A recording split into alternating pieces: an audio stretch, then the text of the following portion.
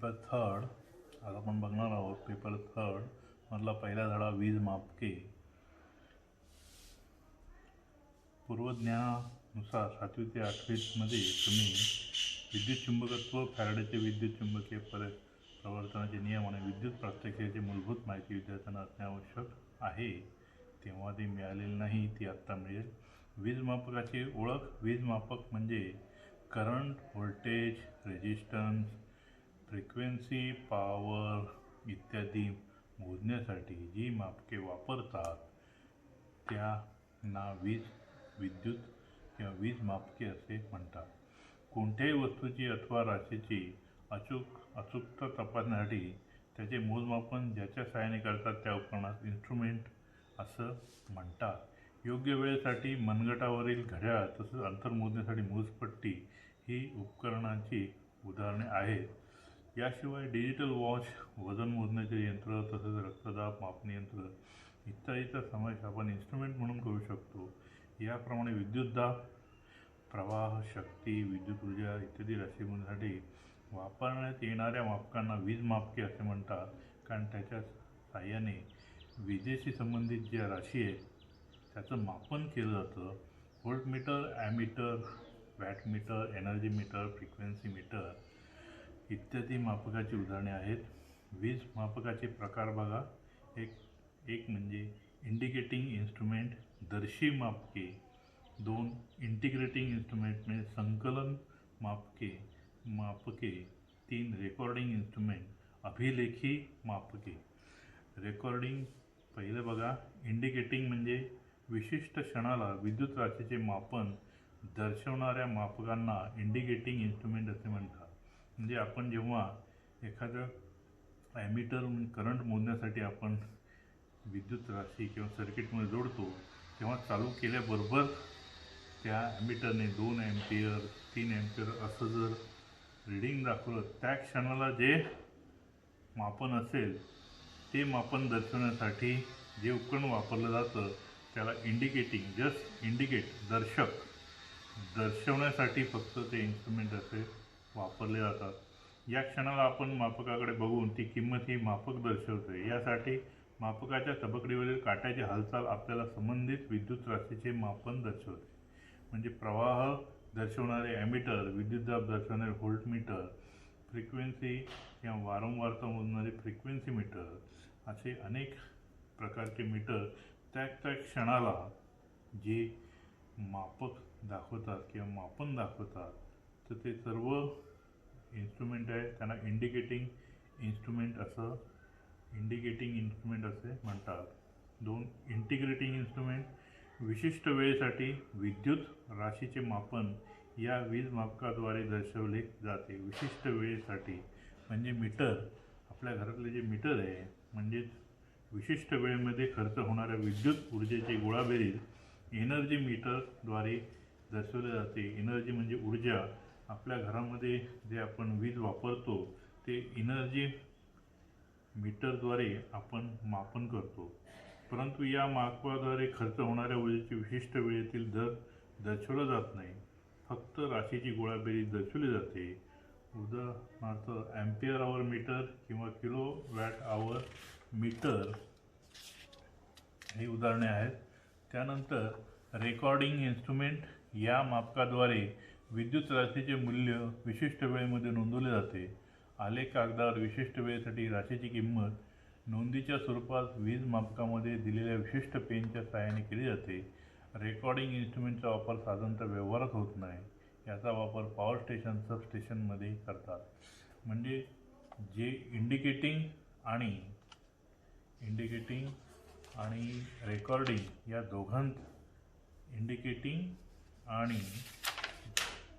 Integrating या दोघांचं मिश्रण म्हणजेच रेकॉर्डिंग इन्स्ट्रुमेंट हे महाग असतात आणि याचे फारसे व्यवहारात उपयोग होत नाही, कारण त्यासाठी आपण फक्त इंडिकेटिंग किंवा इंटिग्रेटिंग हे जे आहे इन्स्ट्रुमेंट याचा वापर केला जातो.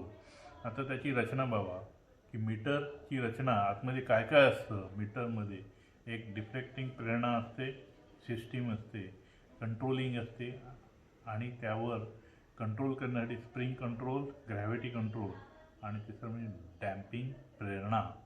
म्हणजे आपण जेव्हा या मीटरला सप्लाय देतो वीज किंवा व्होल्टेज मोजण्यासाठी, तेव्हा जी काट्याची हालचाल करण्यासाठी आवश्यक असलेली जी प्रेरणा आहे ती वीज मापकामध्ये विजेच्या विविध परिणामावर आधारित कार्य करते.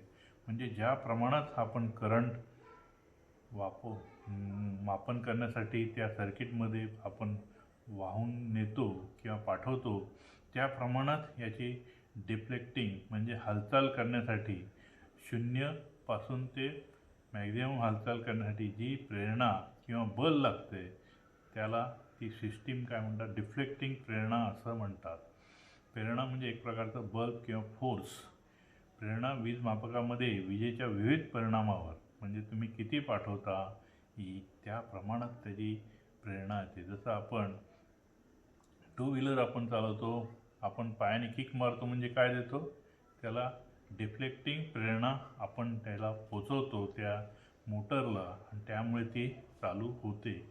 त्यानंतर आपण चालू केल्यानंतर त्यावर कंट्रोलिंग प्रेरणा निर्माण व्हायला पाहिजे, नाहीतर गाडी कुठच्या कुठे पळत जाईल. त्यासाठी कंट्रोलिंग प्रेरणा म्हणजे या काट्यावर नियंत्रण करण्यासाठी या काट्याची हालचाल नियंत्रित करण्यासाठी दोन्ही दिशेने नियंत्रित करण्यासाठी कंट्रोलिंग प्रेरणा कार्यरत राहते. म्हणजे जर काटा डिफ्लेक्टिंग झाल्याबरोबर नुसता सैरावैरा पळतो तर त्यावर नियंत्रण ठेवण्यासाठी वीज मापकातील काट्याची हालचाल दोन्ही दिशेने नियंत्रित करण्यासाठी उजव्या बाजूनी पण डाव्या बाजूनी ही कंट्रोल करण्यासाठी 2 पद्धती आहेत. एक म्हणजे स्प्रिंग कंट्रोल पद्धत. यामध्ये जी स्प्रिंग आहे ती फॉस्फर ब्रॉन्झ पदार्थापासून बनलेली असते आणि ती या मीटरच्या उभ्या अक्षाला जोडलेली असते. एक स्प्रिंग गुंडाळली तर दुसरी उलगडली जाते व दुसरी गुंडाळली तर पहिली उलगडली जाते. अशा रचनेमुळे काट्याची हालचाल शून्याकडून स्केलच्या बाजूला होताना स्प्रिंगमुळे ही हालचाल नियंत्रित होते. म्हणजे यामध्ये 2 स्प्रिंग ज्या आहेत त्या स्पिंडलला म्हणजे थोडक्यात या वाइंडिंगचे मध्ये जे शाफ्ट असतं त्या शाफ्टला जोडलेल्या असतात. जेव्हा आपण सप्लाय देतो तेव्हा डिफ्लेक्टिंग टॉर्क किंवा प्रेरणा निर्माण होते. ती प्रेरणा निर्माण झाल्यानंतर त्या काट्यावर कंट्रोल करण्यासाठी एक स्प्रिंग गुंडाळली जाते तर दुसरी उलगडली जाते. त्यानंतर काही अशा रचनेमुळे काट्याची हालचाल शून्याकडून स्केलच्या बाजूला म्हणजे पट्टीच्या मापनपट्टीवर फिरते. स्प्रिंगमुळे ही हालचाल नियंत्रित होते. डिफ्लेक्टिंग टॉर्क संपल्यानंतर काटा परत शून्यावर येतो तेव्हा उलगडलेली स्प्रिंग गुंडाळली जाते आणि आपोआप काट्याची हालचाल मंदावते आणि नियंत्रण साधलं जातं. किती प्रमाणात, जेवढं आपण सर्किट यामध्ये करंट आणि व्होल्टेज पाठवू त्या प्रमाणातच ते मापन योग्य दर्शवण्यासाठी त्या प्रमाणात स्प्रिंग उलगडली किंवा गुंडाळली जाते आणि योग्य मापन दर्शवलं जातं. त्यानंतर ग्रॅव्हिटी कंट्रोल पद्धत डॅश. या पद्धतीत पॉइंटरला मागील बाजूस लहान वजन जोडलेले असते. या वजनामुळे पॉइंटरचा तोल म्हणजे दर्शकाचा तोल सांभाळला जातो व हालचालीवर नियंत्रण ठेवले जाते. पॉइंटरला मिळणारा डिफ्लेक्टिंग टॉर्क बंद होतात. गुरुत्वाकर्षणामुळे कंट्रोलिंग वेट पूर्वस्थितीत येऊन पॉइंटर शून्यावर स्थिर होतो. त्यानंतर तिसरी प्रेरणा म्हणजे डॅम्पिंग प्रेरणा. कोणत्याही वीज मापकामध्ये काट्याची हालचाल संथपणे होण्यासाठी डॅम्पिंग प्रेरणा असते. डिफ्लेक्टिंग प्रेरणा आणि नियंत्रक प्रेरणा एकमेकांच्या विरुद्ध दिशेने कार्य करतात. त्यामुळे काट्याची जी हालचाल होते ती थरथरणारी असते. त्यामुळे आपल्याला योग्य मापन घेता येत नाही. ती थरथर कमी करण्यासाठी काट्याची हालचाल मंदवण्यासाठी मीटरमध्ये डॅम्पिंग प्रेरणा कार्य करते. त्याचे 3 प्रकार: air damping, fluid damping, eddy current damping. यापैकी कोणती एक पद्धत या मीटरमध्ये वापरतात. म्हणजे परत बघा की मीटरच्या रचनेमध्ये 3 प्रेरणा कार्य करतात. एक म्हणजे डिफ्लेक्टिंग टॉर्क म्हणजे प्रेरणा, दुसरा कंट्रोलिंग टॉर्क म्हणजे काट्यावर नियंत्रण ठेवण्यासाठी त्याचे दोन प्रकार म्हणजे स्प्रिंग कंट्रोल पद्धत आणि दुसरी ग्रॅव्हिटी कंट्रोल पद्धत आणि तिसरं म्हणजे तो काटा एका ठिकाणी स्थिर राहून मापन योग्य मिळण्यासाठी किंवा आपल्याला नोंदवण्यासाठी जी प्रेरणा असते त्याला डॅम्पिंग प्रेरणा म्हणतात। एअर डॅम्पिंग म्हणजे हवेच्या साहाय्याने काट्याची हालचाल मंदावणे, फ्लुइड म्हणजे आतमध्ये ऑइल वगैरे टाकून तो जो शाफ्ट असतो तो नियंत्रित ठेवण्यासाठी, त्यानंतर एडी करंट डॅम्पिंग यापैकी कोणती एक पद्धत यामध्ये वापरली जातात। हे महत्त्वाची रचना आहे, परीक्षेमध्ये विचारली जाईल। त्यानंतर वीज मापकाचे वर्गीकरण, रचना, कार्यपद्धती, उपयोग कार्य करण्याच्या पद्धतीनुसार किंवा कार्यतत्वानुसार याचे 3 प्रकार पडतात। मूव्हिंग कॉईल इन्स्ट्रुमेंट म्हणजे MC इन्स्ट्रुमेंट असं म्हणतात। या मीटरमध्ये एनामेल्ड कॉपर तारेचे अनेक वेठोळे असलेली कॉईल ॲल्युमिनियम कोअरवर गुंडाळलेली असते। ही कॉईल मीटरमध्ये 2 कायमस्वरूपी चुंबकाने फिरते। कायमस्वरूपी चुंबकामुळे या मीटरला PMMC म्हणजे permanent magnet moving coil instrument असे म्हणतात। कॉईल फिरल्यानंतर त्याला जोडलेला काटा फिरतो। बघा आकृतीमध्ये बघा की यामध्ये जी आकृती दाखवलेली आहे त्यामध्ये N आणि S हे 2 परमनंट मॅग्नेट आहे, कायम चुंबक आहे। त्यानंतर त्याच्या वरच्या त्यामध्ये जो शाफ्ट आहे त्यामध्ये तो A दर्शवला आहे, तो आर्मेचर आहे, फिरता असतो तो आर्मेचर, त्यावर वाइंडिंग बसवलेली असते। त्यानंतर यामध्ये सप्लाय वरती लिहिलेलं आहे करंट इन म्हणजे करंट तिथनं पाठवला जातो आणि त्याच बाजूला स्प्रिंग कंट्रोल दिलेली आहे एकदम वरच्या बाजूला शाफ्टला। आणि यामध्ये जे मापनपट्टी दर्शवलेली आहे, पॉइंटर म्हणजे काटा, पॉइंटर म्हणजे दर्शक किंवा काटा आपल्या भाषेमध्ये, तर हा नेहमी नीट एका लयीत फिरण्यासाठी ते मापनपट्टीवर ही मापनपट्टी बनलेली असते। त्यानंतर यामध्ये moving coil wound on an aluminium former, या ॲल्युमिनियमच्या फॉर्मरवर काय वाइंडिंग गुंडाळलेली असते आणि त्याचं कनेक्शन वरच्या बाजूला दिलेलं असतं। तर याचं कार्यतत्व बघा, रचना झाली। कार्यतत्व: प्रवाह वाहून नेणारा कंडक्टर ज्यावेळेस चुंबकीय क्षेत्रात ठेवला असता त्या कंडक्टरवर एक प्रकारची प्रेरणा कार्य करते। या प्रेरणेने मीटरची कॉईल फिरते। कॉईल ज्या अक्षावर आधारलेली असते तो अक्ष फिरल्यावर त्याला जोडलेला काटा फिरतो। बघा, जेव्हा प्रवाह वाहून नेणारा कंडक्टर म्हणजेच हा जो आर्मेचर आहे तो या कायम चुंबकाच्या चुंबकीय क्षेत्रात ठेवला असता त्या कंडक्टरवर म्हणजेच या आर्मेचरवर एक प्रकारची प्रेरणा निर्माण होते। या प्रेरणेमुळे मीटरची कॉईल गोल गोल फिरते। जेवढ्या प्रमाणात आपण बल पाठवू त्या प्रमाणात फिरते आणि त्याला जोडलेला जो काटा आहे तो मापनपट्टीवर फिरतो आणि योग्य आपल्याला मापन नोंदवता येतो। कार्य: वीज मंडळात वीज मापकाला जोडून हा वरच्या बाजूला जोडलेला असतो। सप्लायला दिल्यानंतर वीज मापकामधून वाहणाऱ्या प्रवाहाच्या प्रमाणात मीटरच्या यंत्रणेला टॉर्क मिळतो, म्हणजे डिफ्लेक्टिंग टॉर्क म्हणजे हालचाल करण्यासाठी प्रेरणा मिळते। या डिफ्लेक्टिंग टॉर्कमुळे मीटरचा काटा डायलवर फिरता दिसतो। कॅलिब्रेटेड स्केलवर आपल्याला रिडिंग मिळते, म्हणजे मापनपट्टीवर आपल्याला रिडिंग मिळते। यावेळेस काट्यावर नियंत्रण प्रेरणा म्हणून स्प्रिंग कंट्रोल कार्य करते। याकरता काट्याच्या अक्षाभोवती म्हणजे या काट्याच्या अक्षाभोवती स्प्रिंग गुंडाळलेली असते। मीटरला जोडलेल्या वायर्स बदलून काट्याच्या डिफ्लेक्शनची दिशा बदलता येते। या मीटरमध्ये आपण एअर डॅम्पिंग पद्धत वापरतो, म्हणजे यामध्ये एक प्रकारचा डिफ्लेक्टिंग टॉर्क मिळाल्यानंतर त्यावर स्प्रिंगच्या सहाय्याने स्प्रिंग कंट्रोल होते आणि त्यानंतर एअर डॅम्पिंग पद्धतीमुळे काटा एका जागी स्थिर राहतो आणि आपल्याला सुलभतेने मापन घेता येते। वैशिष्ट्ये बघा, मूव्हिंग कॉईल मीटरची स्केल समान आहे। हे मीटर्स अचूक मापन देतात, याची कार्यक्षमता चांगली असते। 2. मूव्हिंग कॉईल मीटर्स फक्त DC सप्लायवर वापरता येतात। हे मीटर्स महाग असून कालांतराने चुंबकीय शक्ती कमी होते, त्यामुळे याचा वापर फारसा केला जात नाही. मूव्हिंग कॉईल मीटरची रेंज बाहेरील विरोध वापरून वाढवता येते.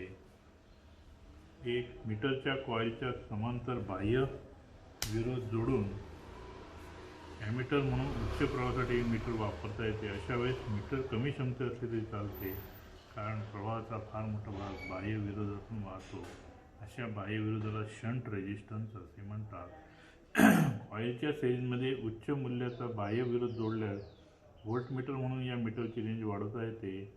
अशा वेळेस एकूण विद्युतदाबापैकी बराचसा विद्युतदाब हा बाह्य विरोधामध्ये व्होल्टेज ड्रॉपच्या स्वरूपात मिळतो आणि प्रत्यक्ष मीटरला कमी विद्युतदाब मिळू नये अशा वेळेस उच्च विद्युतदाबाचे वाचन करता येते. बघा, यामध्ये काय केलं आहे, जर आपल्याला ॲमीटर बनवायचा असेल तर हा जो दिलेल्या वरती MCG म्हणजे MC मूव्हिंग कॉईल इन्स्ट्रुमेंट हे जे आहे त्याच्या सिरीजमध्ये रेजिस्टन्स त्याच्या पॅरललमध्ये रेजिस्टन्स जोडतात आणि तो आपण ॲमीटर म्हणून वापरू शकतो. तसंच व्होल्टमीटर वापरायचा असेल तर त्याच्या सिरीजमध्ये हा जो रेजिस्टन्स दाखवलेला आहे, रेजिस्टन्स तो जोडल्यानंतर ती मूव्हिंग कॉईल इन्स्ट्रुमेंट हे आपल्याला व्होल्टमीटर म्हणून वापरता येते. याचा उपयोग MC कॉईल PMCचा उपयोग DC सप्लायवर ॲमीटर, व्होल्टमीटर आणि ॲमीटर आवर मीटरसाठी करतात. त्यानंतर दुसरा म्हणजे मूव्हिंग आयर्न इन्स्ट्रुमेंट. दुसरा प्रकार म्हणजे moving iron instrument moving iron instrument या नावाप्रमाणेच या मीटरमध्ये कॉईल स्थिर राहून मीटरच्या कोअरचा लोखंडी तुकडा फिरतो. या मीटरचे दोन प्रकार आढळतात. एक म्हणजे रिपल्शन म्हणजे प्रतिकर्षण. Repulsion type moving iron instrument आकृती बघा यामध्ये दिलेली आहे. ती डायग्राम बघून आपल्याला समजू शकते. त्यामध्ये नावं दिलेली आहेत, ती आपण बघणार आहोत. मूव्हिंग ज्यावेळेस दोन लोखंडाचे तुकडे एकाच मॅग्नेटिक फील्डमध्ये ठेवले असतात, त्यामध्ये चुंबकत्व समान पोलॅरिटीचे असते. यामुळे दोन्ही तुकडे एकमेकांपासून दूर जातात. यापैकी एक तुकडा स्थिर ठेवता तर दुसरा तुकडा सहजपणे फिरता ठेवता येतात. या फिरत्या तुकड्याला मीटरचा काटा स्पिंडलच्या सहाय्याने जोडला असल्यामुळे आपल्याला मीटरचे वाचन मिळते.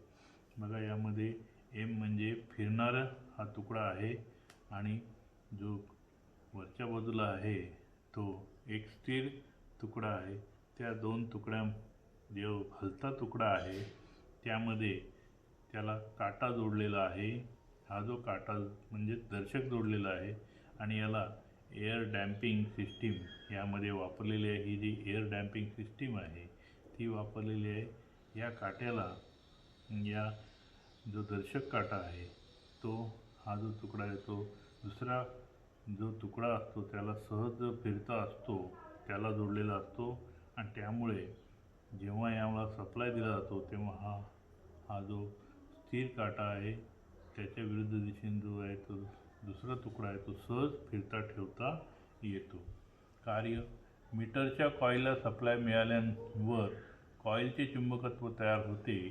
या चुंबकीय क्षेत्रामध्ये ठेवलेले दोन नरम लोखंडाचे तुकडे चुंबकत्व प्राप्त करतात. यापैकी एक तुकडा कायमस्वरूपी स्थिर असतो तर दुसरा तुकडा मात्र मीटरच्या स्पिंडलला अडकवलेला असतो. मीटरचा स्पिंडल बेअरिंगवर मुक्तपणे फिरत राहतो. दोन्ही तुकड्यांमध्ये समान ध्रुवता प्राप्त झाल्यामुळे दोन्ही तुकडे एकमेकांपासून दूर जातात. कॉईलला मिळणाऱ्या प्रवाहाच्या प्रमाणात चुंबकत्व निर्माण होते. यामुळे फिरता तुकडा जास्त हलतो. याच्या हालचालीमुळे स्पिंडल फिरतो. स्पिंडलला जोडलेला मीटरचा काटा फिरतो. मीटरच्या काट्याची हालचाल कॉईलमधून वाहणाऱ्या प्रवाहाच्या प्रमाणात असते. मीटरच्या कॅलिब्रेटेड स्केलवर आपल्याला रीडिंग मिळते. स्प्रिंग कंट्रोल पद्धतीने कंट्रोलिंग टॉर्क साधतात. मीटरच्या काट्याची हालचाल मंदपणे व्हावी यासाठी एअर डॅम्पिंगची योजना असते. परत बघा कार्य, याला सप्लाय या मीटरला सप्लाय दिल्यानंतर त्यामध्ये एक जो लोखंडाचा तुकडा असतो तो कायमस्वरूपी स्थिर असतो आणि दुसरा जो तुकडा असतो तो स्पिंडलला अडकवलेला असतो आणि तो फ्रीली फिरत असतो. मीटरचा स्पिंडल बेअरिंगवर दोन्ही बाजूला 2 बेअरिंग असतात. त्याच्यामध्ये हा जो शाफ्ट किंवा स्पिंडल आहे तो मुक्तपणे फिरत असतो. जेव्हा याला सप्लाय मिळतो तेव्हा त्या दोन्ही तुकड्यामध्ये सारख्याच एन किंवा एस किंवा एन असे एन ध्रुव किंवा एस ध्रुव हे दोन समान ध्रुवता प्राप्त झाल्यामुळे दोन्ही तुकडे एकमेकांपासून दूर जातात. त्यामध्ये जी स्थिर स्वरूपाचा असतो तो स्थिर राहतो आणि जो तो फिरता असतो तो एकमेकांपासून दूर जातो. त्याला जोडलेला जो दर्शक आहे तो फिरतो आणि आपल्याला मापन यामध्ये बघायला मिळतं किंवा नोंदवायला मिळतं. वैशिष्ट्ये: मीटरचे स्केल असमान असते. सुरुवातीला आकडे जवळजवळ नंतर मात्र समान अंतरावर आढळतात. 2. हे मीटर्स AC व DC दोन्ही प्रवाह पद्धतीवर वापरतात. ही वीजमापके स्वस्त व रचनेत दणकट असतात व कोणत्याही स्थितीमध्ये वापरता येतात. या मापकामध्ये जास्त विद्युतशक्ती खर्च होते. या मापकाची अचूकता कमी असते. उपयोग: या मीटरचा उपयोग AC किंवा DC या दोन्ही पद्धतीवर व ॲमीटर व्होल्टमीटर म्हणून वापरतात. त्यानंतर हा दुसरा डायग्राम दाखवलेला आहे. त्यामध्ये attraction type moving iron instrument म्हणजे अट्रॅक्शन म्हणजे आकर्षित आणि रिपल्शन म्हणजे एकमेकांपासून दूर जाणे. अट्रॅक्शन म्हणजे एकमेकांपासून जवळ येणे. ज्यावेळेस कॉईलमधून प्रवाह वाहतो तेव्हा मीटरमध्ये निर्माण होणाऱ्या चुंबकत्वामुळे त्या चुंबकीय क्षेत्रात ठेवलेल्या लोखंडी तुकड्यावर आकर्षणाचा जोर निर्माण होतो व यामुळे तुकड्याला जोडलेला स्पिंडल फिरतो आणि स्पिंडलला जोडलेला काटा मीटरच्या तबकडीवर रीडिंग दर्शवतो.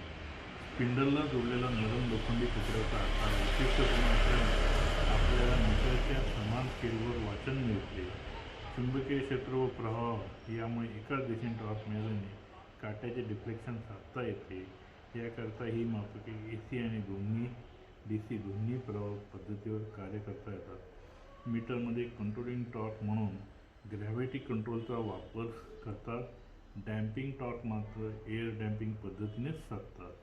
आता याच्यामध्ये नावावरनंच तुम्ही लक्षात घ्या. परत एकदा बघा की अट्रॅक्शन टाईप म्हणजे दोन चुंबक म्हणजे कायम चुंबक दोन जे चुंबक आहेत किंवा तुकडे आहेत लोखंडाचे ते एकमेकांकडे आकर्षित होतात आणि त्यामुळे त्याला जोडलेला जो दर्शक काटा आहे तो फिरतो.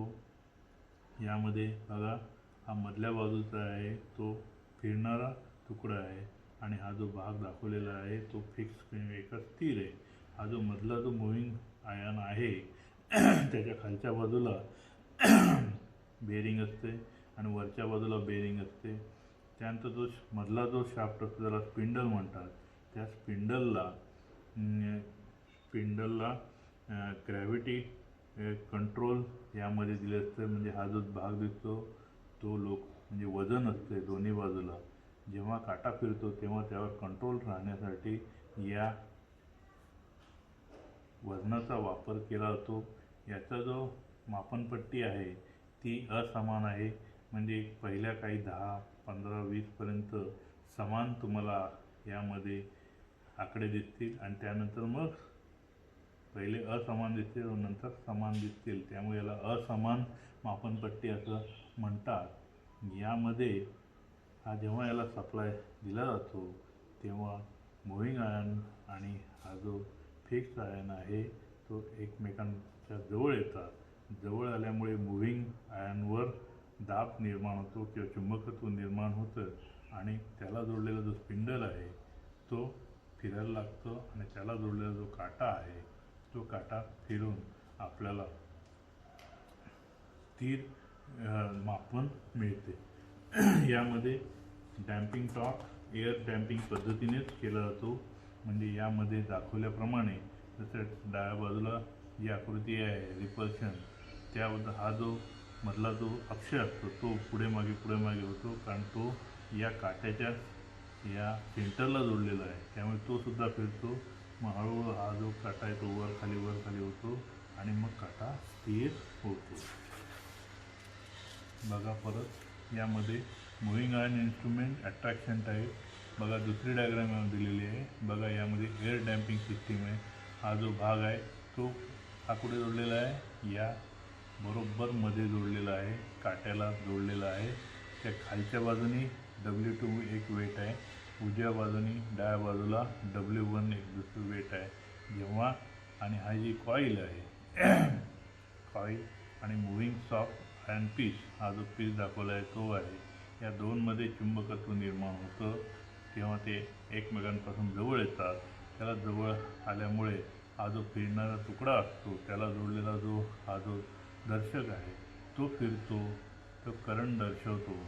आणि त्याचबरोबर जेव्हा ती प्रेरणा कंट्रोलिंग टॉर्क निर्माण होतो, ही ग्रॅव्हिटी कंट्रोल आहे. म्हणजे हा W1 आणि W2 हे दोन वजनं जी जोडलेली असतात ती हालायला लागतात आणि ती हळूहळू एका जागी स्थिर होऊन काटासुद्धा त्याला जोडलेला असल्यामुळे तो स्थिर राहतो आणि आपल्याला मापन होतं.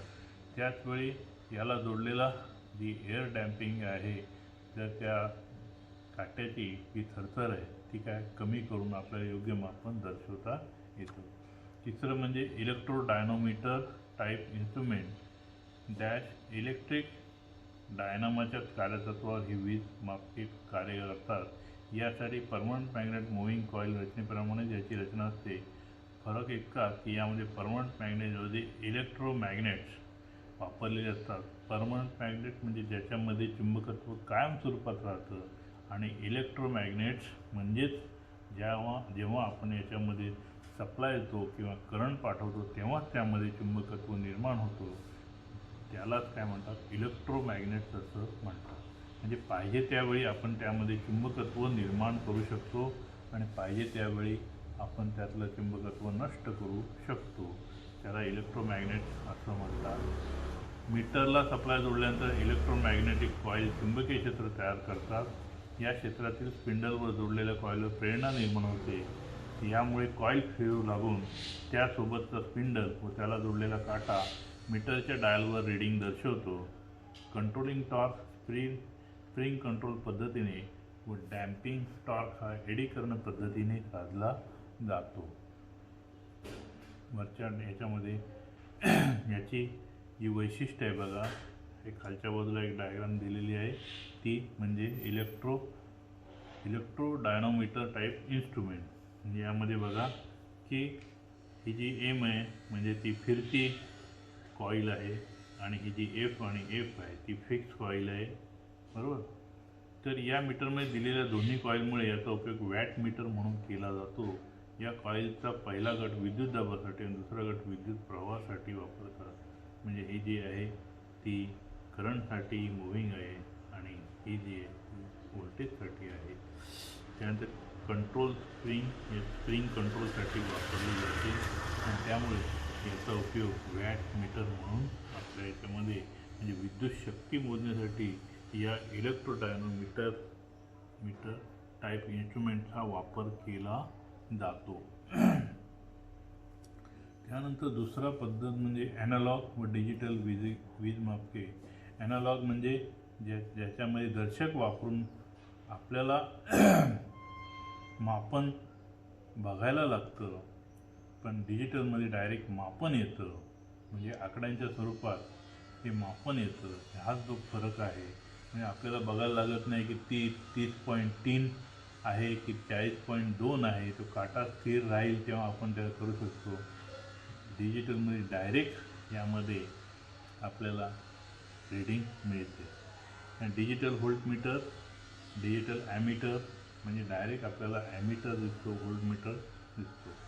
वीज मापके ॲनालॉग डिजिटल अशा दोन्ही स्वरूपात बाजारात उपलब्ध आहे. ॲनालॉग मीटर तबकड्यावर काट्याची हालचालीवरून आपणास विद्युत अवस्थेचे मापन करता येते. डिजिटल वीज मापके दर्शक पट्टीवर डिस्प्लेच्या अंकाच्या स्वरूपात दर्शवतात. डिजिटल वीज मापके तंतोतंत मापन दर्शवतात व ती वापरण्यास सोपी असतात परंतु महाग असतात. ॲनालॉग मीटर आणि डिजिटल मीटर. यामधला फरक बघा. ॲनालॉग मापके यात यांत्रिक रचना असते, डिजिटल मापकामध्ये डिजिटल रचना असते. अंतर्गत रचना यांत्रिक असते, त्यात कॅलिब्रेटेड स्केल व पॉइंटर असतो म्हणजे दर्शक असतो आणि मापनपट्टी असते. या अंतर्गत रचनेमध्ये डिजिटल व इंटिग्रेटेड परिमंडळाची असते. बरं, कॅलिब्रेटेड स्केल व पॉइंटर असतो, यामध्ये डिजिटल व इंटिग्रेटेड परिमंडळाची असते. 3. निरीक्षण मापन टोकाचे मुख्य स्केलवर डिफ्लेक्शन बघून होते, आपल्याला बघायला लागते. याच्यामध्ये डायरेक्ट आपल्याला निरीक्षण नोंद अंकात मिळते. प्रकार, हा जो प्रकार आहे त्यामधला इंडिकेटिंग दर्शी मापके, इंडिकेटिंग म्हणजे संकला किंवा संकलित मापके आणि रेकॉर्डिंग अभिलेखी मापके. तर याच्या प्रकारामध्ये आकारानुसार 3 डिजिट, 3.5 डिजिट, 4 डिजिट LED असा यामध्ये काय फरक आहे. हा दोन्ही महत्त्वाचे परीक्षे विचारू शकतात. त्यानंतर 1.6 मल्टीमीटर हे वीज मापक, विद्युतधारा, विद्युत विभांतर म्हणजे विद्युतधारा म्हणजे प्रवाह, विद्युत विभांतर म्हणजे व्होल्टेज, विद्युत रोध म्हणजे रेजिस्टन्स म्हणजे विद्युत विरोध, AC व DC मोजू शकते. मल्टीमीटर हे ॲनालॉग आणि डिजिटल या दोन्ही प्रकारात उपलब्ध असतात. आकृतीमध्ये बघा, त्यामध्ये समोरची बाजू ॲनालॉग दाखवली आणि खाली डिजिटल दाखवलेलं आहे. मल्टीमीटरच्या दर्शनी भागातील सिलेक्टर कळीचा योग्य वापर करून विद्युत राशीचे मापन बिनचूक करता येते. डिजिटल मल्टीमीटरच्या सहाय्याने तर इलेक्ट्रॉनिक डायोड व ट्रान्झिस्टर यांची देखील तपासणी करणे शक्य असते. म्हणजे बघा, हे ॲनालॉग दाखवलेलं आहे, यामध्ये जो मधला भाग आहे तो आपल्याला या बाजूला व्होल्टेज आहे, या बाजूला जो आहे तो रेजिस्टन्स आहे, यानंतर व्होल्टेज AC DC यामध्ये आणि कंटिन्युटी या बाजूला. म्हणजे हा जो नॉब आहे तो ज्या ठिकाणी आपण फिट करू त्या प्रकारचं वाचन आणि या मापनपट्टीवरचं जी स्केल आहे ते लक्षात घेऊन त्या स्केलवर सुद्धा AC DC resistance, current, voltage असं लिहिलेलं असतं. ते मापनपट्टी बघून आपल्याला ॲनालॉग पद्धतीचा मल्टीमीटर वापरता येतो. पण तोच जर आपण हा जर नॉब विविध याच्यावर फिट केला तर आपल्याला डायरेक्ट करंट, व्होल्टेज, विद्युत शक्ती वगैरे सगळं किंवा कंटिन्युटिव्ह आपल्याला मापन मिळता येते. त्यानंतर ओहम मीटर रेजिस्टन्स मोजण्यासाठी जो विद्युत रोध म्हणजे विद्युत प्रवाह वाहण्यासाठी जो विद्युत रोध असतो तो मापन करण्यासाठी ओहम मीटरचा वापर केला जातो. एक म्हणजे सिरीज टाईप आणि दुसरा शंट टाईप. सिरीज टाईप म्हणजे यामध्ये जी मीटर आहे त्याच्या सिरीजमध्ये कुठल्याही याचा रेजिस्टन्स मोजायचा असेल तर R1 इथं आणि हा R2 हा बदलता विरोध यामध्ये ठेवलेला असतो. हा R1 हा जो R आहे तो आपल्याला माहिती नसतो, तो जोडायचा असतो इथे या ठिकाणी A आणि B ठिकाणी. हा जो आहे ती 1.5 व्होल्टची बॅटरी किंवा सेल आहे, त्या सेलच्या साहाय्याने या मीटरला सप्लाय दिला जातो. मग ती कंटिन्यूस जी आहे ती कंटिन्यूस असेल तर जो रेजिस्टन्स यामध्ये किती जेवढा रेजिस्टन्स आहे त्याचं मापन या ओहम मीटरच्या इंडिकेटरच्या साहाय्याने आपल्याला मिळतं. त्यानंतर हा शंट टाईप म्हणजे यामध्ये पॅरललमध्ये हा जो आहे तो रेजिस्टन्स जोडला जातो. हे मीटरसुद्धा पॅरलल जोडलं जातं आणि जो बदलता विरोध आहे, हे चिन्ह बदलता विरोध आहे, हे सुद्धा पॅरललमध्ये जोडलं जातं. याला 2 किंवा 3 सिरीजमध्ये जोडून सप्लाय दिला जाऊन मापन करता येतं. ओहम मीटर ॲनालॉग आणि डिजिटल या दोन्ही प्रकारामध्ये उपलब्ध आहे. ओहम मीटरमध्ये विद्युत स्रोत म्हणून बॅटरी वापरतात. या मापकाची जोडणी मुख्य प्रवाह बंद करूनच करता येते. त्यानंतर फ्रिक्वेन्सी मीटर म्हणजे वारंवारता. बघा, डायग्राममध्ये एक व्हायब्रेशन रीड आहे, म्हणजे यामध्ये सतत बदलत असते. ही जी 50 भारताची जी वारंवारता आहे सप्लायची ती 50 हर्ट्झ आहे. ती 50 कॉन्स्टंट राहिली पाहिजे यासाठी ते निरीक्षण करण्यासाठी हे फ्रिक्वेन्सी मीटरचा वापर केला जातो. मुव्हिंग आयर्न टाईप मधला जो आहे frequency meter moving iron type आहे आणि हा जो आहे तो डिजिटल आहे. 49.48 हा करेक्ट 50 आपल्याला पाहिजे. तो मिळवण्यासाठी अनेक ॲडजस्टमेंट करावी लागते. फ्रिक्वेन्सीमध्ये फ्रिक्वेन्सी मीटर वारंवारता मोजण्यासाठी केली जाते.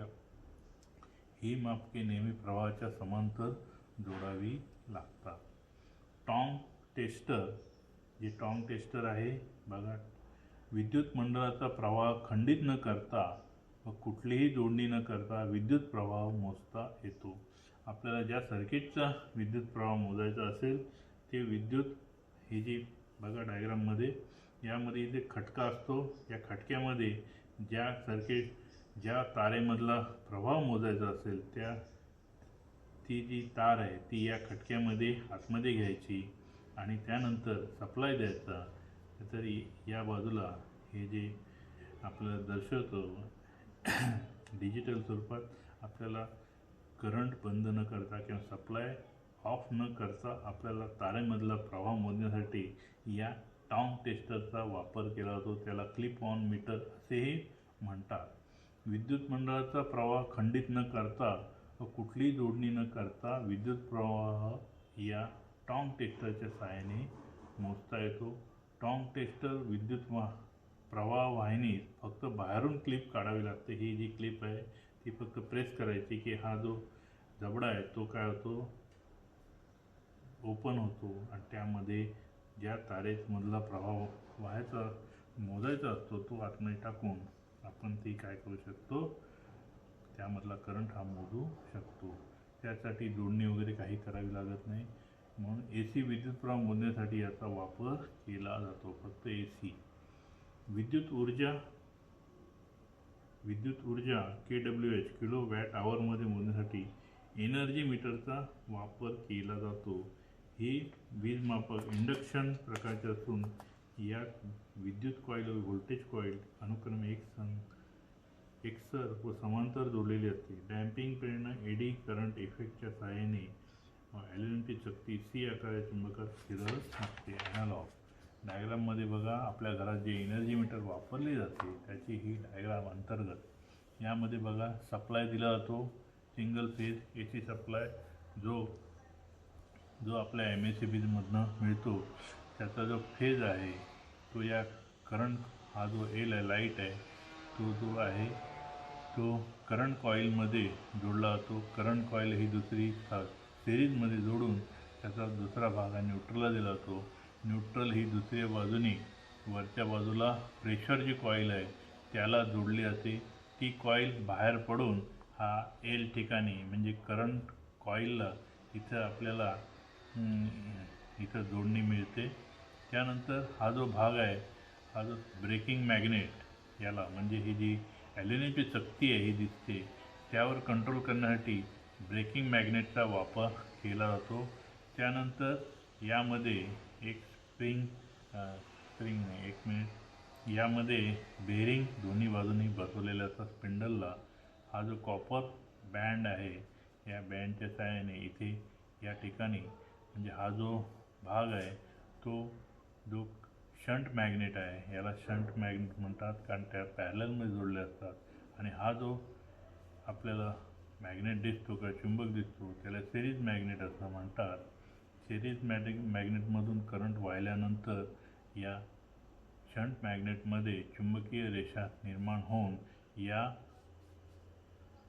ॲल्युमिनियमच्या डिशवर प्रेशर येतो आणि ती त्या स्वरूपात जेवढा आपण एनर्जी आपण वापरू त्या स्वरूपात ती ॲल्युमिनियम डिश फिरायला लागते. आणि याला जोडलेला जो दर्शक आहे तो डायरेक्ट आपल्याला डिजिटल स्वरूपात असेल तर याला जोडलेला गिअर असतो.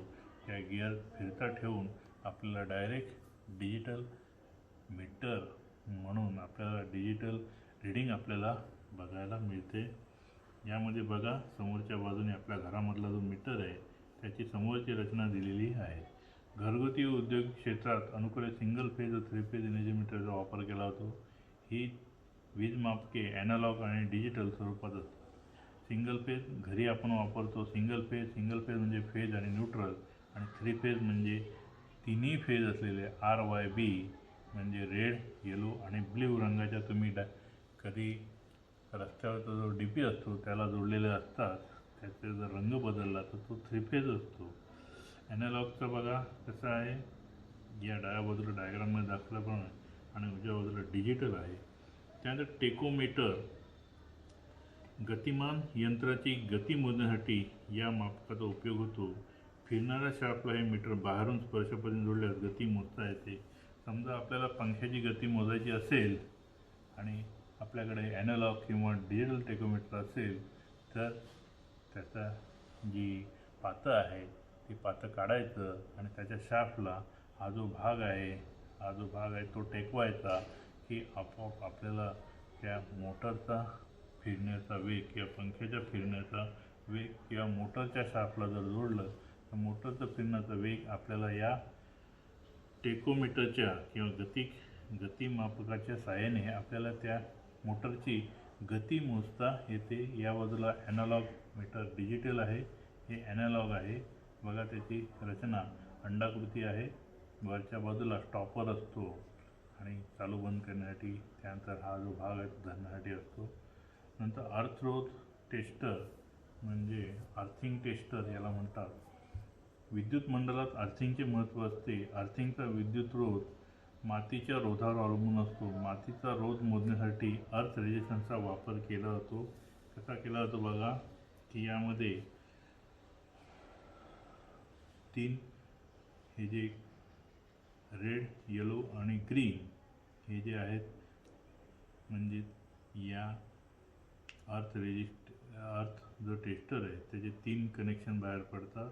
तो ग्रीन आहे, एकाला जोडलं जातं. अर्थ इलेक्ट्रोड अंडर टेस्टमध्ये जे आहे बघा, हा इलेक्ट्रोड म्हणजे थोडक्यात इलेक्ट्रोड म्हणजे काय तर खाली आपण जे अर्थिंग करतो त्यामध्ये जो कॉपर किंवा लोखंडाचा बिडाचा जो चौकोनी तुकडा वापरतो म्हणजे अर्थिंग प्लेट वापरतो त्याला ही ग्रीन अर्थिंगची ग्रीन इथून निघालेली एक वायर इथं जोडायची. त्यानंतर हा जो फेज मधलेला आहे बरोबर, आणि ही तिसरी आहे ती रेड, यामध्ये CPE अर्थिंग फेज आणि इथे कंट्रोल करणारी C यामध्ये जोडलेला आहे.